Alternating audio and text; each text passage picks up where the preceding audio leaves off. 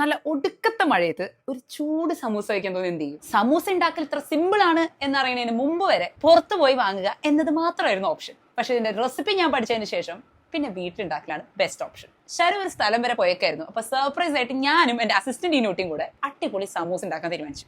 അങ്ങനെ റെഫറൻസിനായി വീഡിയോകളൊക്കെ തപ്പി പഠിച്ച് മനസ്സിലാക്കി ഓൾറെഡി ഞാൻ സമൂസ ഷീറ്റ് വാങ്ങി വെച്ചിട്ടുണ്ടായിരുന്നു കേട്ടോ. അതേപോലെ തന്നെ ചിക്കനും ഉണ്ടായിരുന്നു. സോ ഞാൻ ചിക്കൻ സമൂസയായിട്ട് ഉണ്ടാക്കിയത്. ഇതിനു വേണ്ടി ഞാൻ വാങ്ങിയത് ബിർളാരുടെ 50 സമൂസ ഷീറ്റ്സ് ആണ് കേട്ടോ. ഈ ഷീറ്റ്സ് ഭയങ്കര നേരിയതാണ്. നിങ്ങൾ കുറച്ചുകൂടെ തിക്ക് വേണമെങ്കിൽ വേറെ ബ്രാൻഡ് ട്രൈ ചെയ്യാം. പിന്നെ സ്പെഷ്യൽ ആയിട്ട് കുറെ സാധനങ്ങൾ ആവശ്യമൊന്നും ഉണ്ടായിരുന്നില്ല കേട്ടോ. സവോള, വെളുത്തുള്ളി, പച്ചമുളക് ഇങ്ങനത്തെ സാധനങ്ങൾ മാത്രമായതുകൊണ്ട് ഇത് എപ്പോഴും നമ്മുടെ വീട്ടിലുണ്ടാവുമല്ലോ. സോ 1 മണിക്കൂർ കൊണ്ട് ഒരു 10 സമൂസയോളം ഞാൻ ഉണ്ടാക്കി കേട്ടോ. ഉണ്ടാക്കി കഴിഞ്ഞപ്പോൾ കാണാൻ നല്ല ഭംഗിയുണ്ടായിരുന്നു.